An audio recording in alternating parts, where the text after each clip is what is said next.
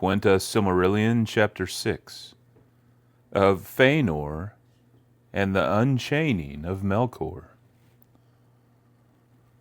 Now the three kindreds of the Eldar were gathered at last in Valinor, and Melkor was chained.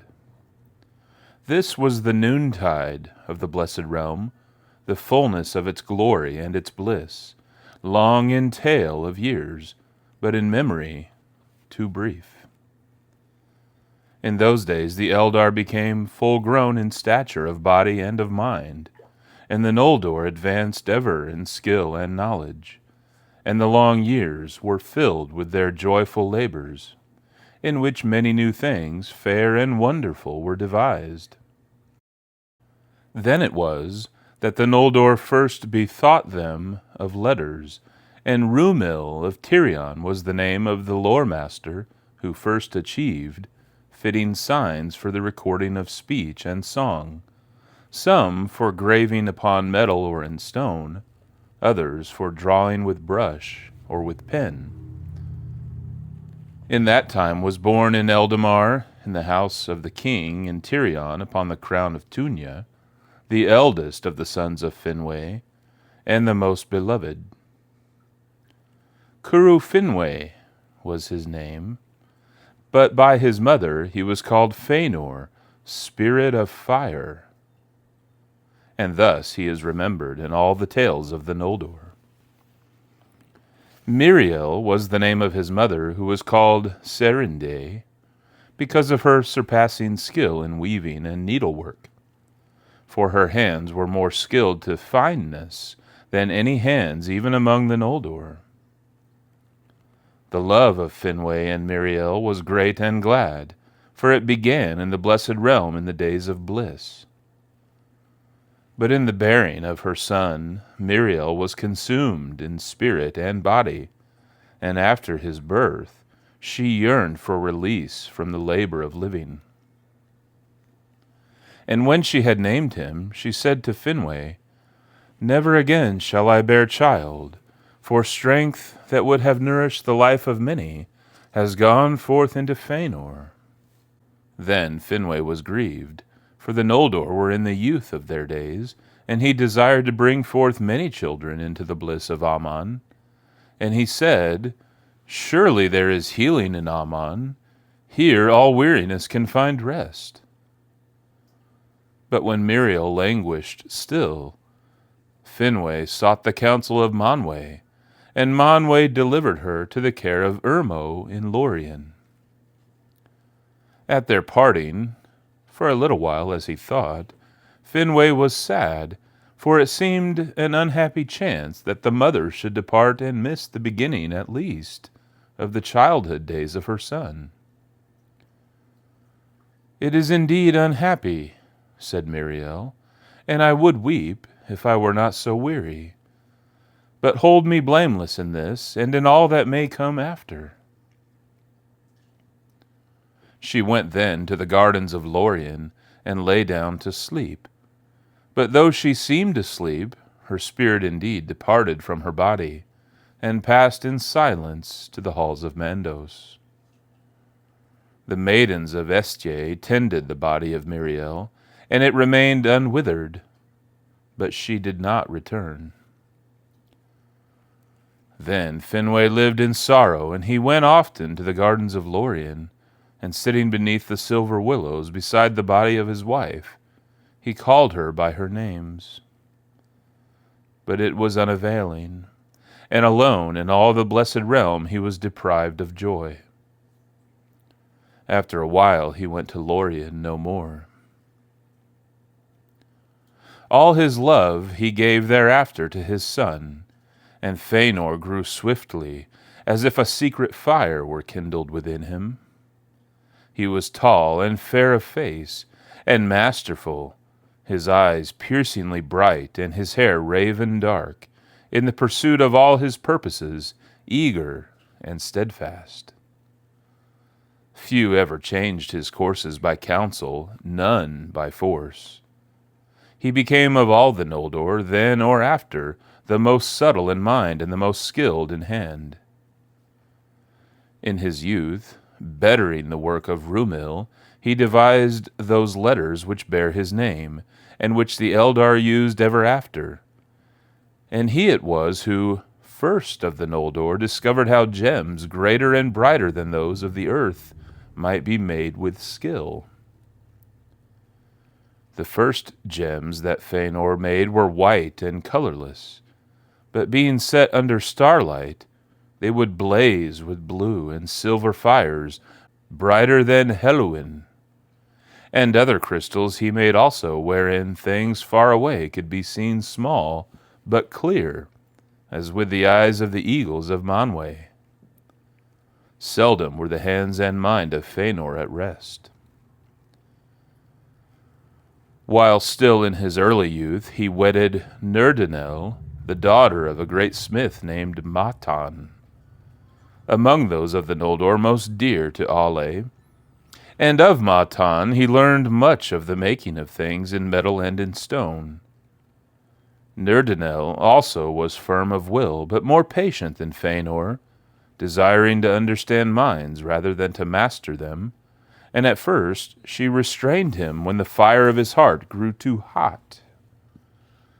But his later deeds grieved her, and they became estranged.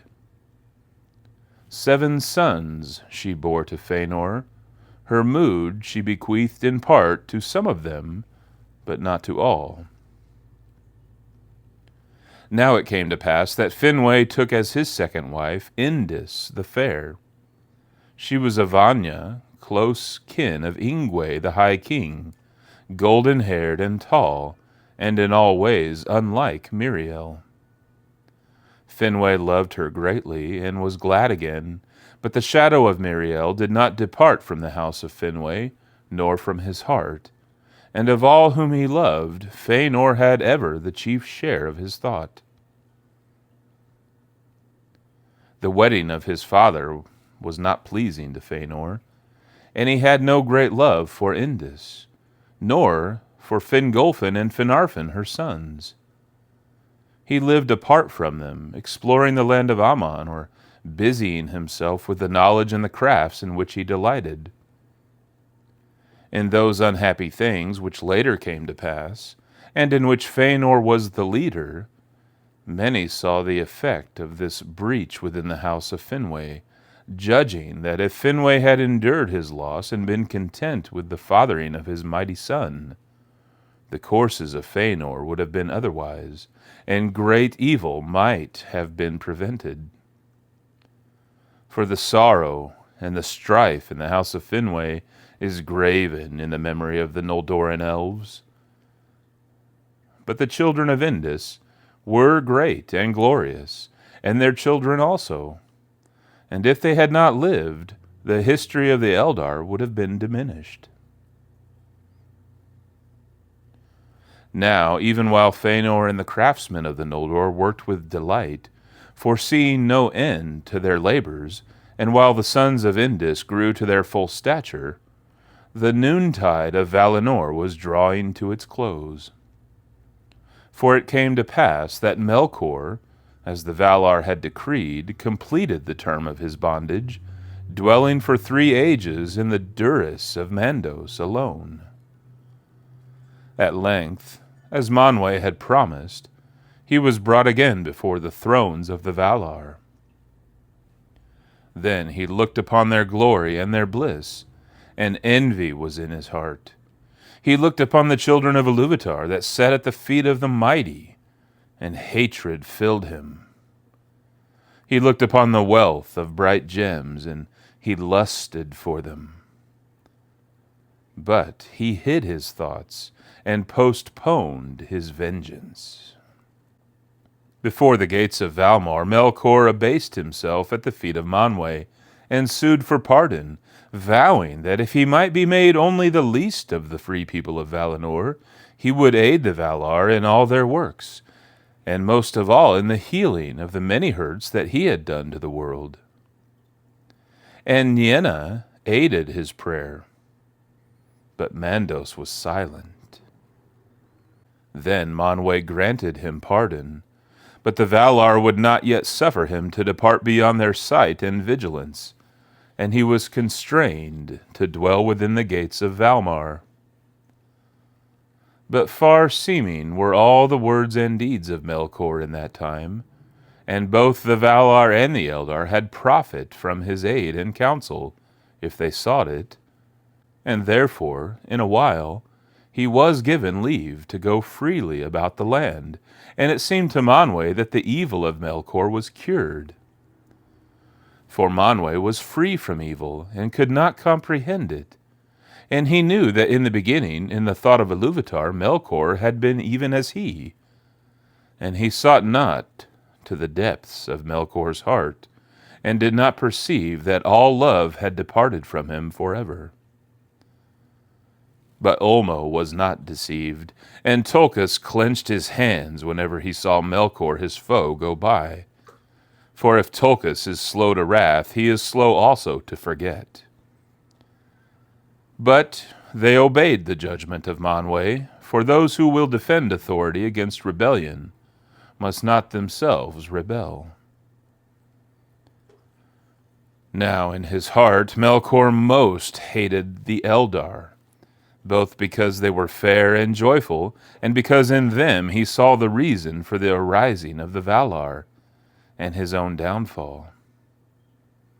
Therefore all the more did he feign love for them and seek their friendship, and he offered them the service of his lore and labor in any great deed that they would do. The Vanir indeed held him in suspicion, for they dwelt in the light of the trees and were content, and to the Teleri he gave small heed, thinking them of little worth, tools too weak for his designs. But the Noldor took delight in the hidden knowledge that he could reveal to them, and some hearkened to words that it would have been better for them never to have heard. Melkor indeed declared afterwards that Feanor had learned much art from him in secret, and had been instructed by him in the greatest of all his works. But he lied in his lust and his envy, for none of the Eldali ever hated Melkor more than Feanor, son of Finwë, who first named him Morgoth. And snared though he was in the webs of Melkor's malice against the Valar, he held no converse with him and took no counsel from him. For Feanor was driven by the fire of his own heart only, working ever swiftly and alone. And he asked the aid and sought the counsel of none that dwelt in Aman, great or small, save only and for a little while of Nerdanel the wise, his wife.